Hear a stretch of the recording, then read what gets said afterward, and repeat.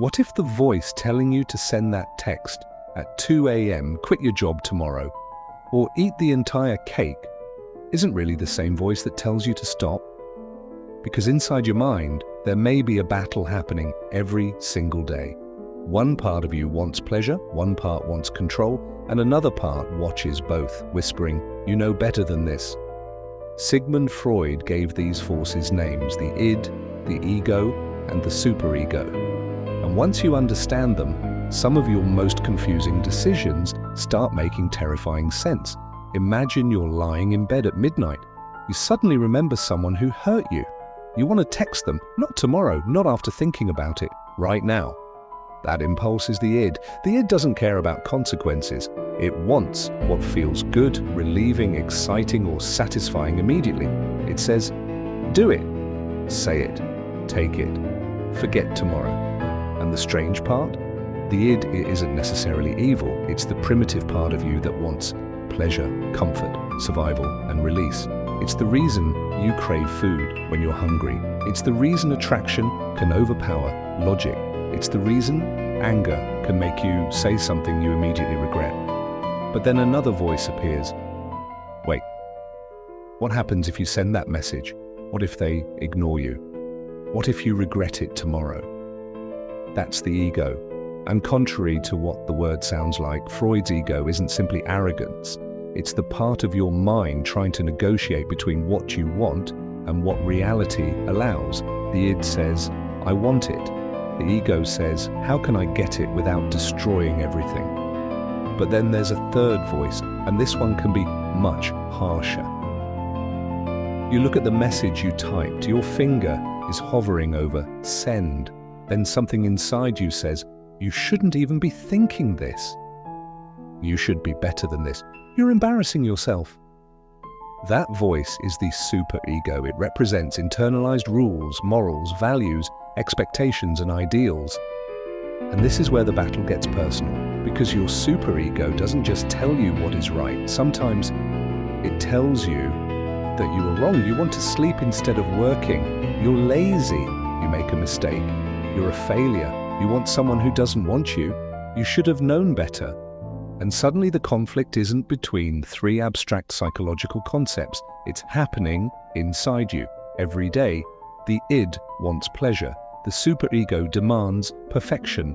And the ego gets trapped in the middle. Think about the last time you wanted to say something cruel during an argument. The id screamed, say it, hurt them. The superego warned, don't become that person. And the ego tried to find a way through the chaos. Maybe you stayed quiet, maybe you walked away, or maybe you said something anyway, and spent the next 3 hours replaying it in your head. That replay, that regret, that inner conflict. It can be understood through this psychological battle. But here's where Freud's idea becomes even more fascinating. The ego isn't just trying to make everyone happy, it's trying to protect you.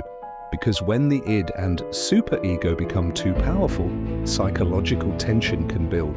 You want something badly, but you believe you shouldn't want it. You make a mistake, but demand perfection from yourself. You feel angry, but believe anger makes you a bad person.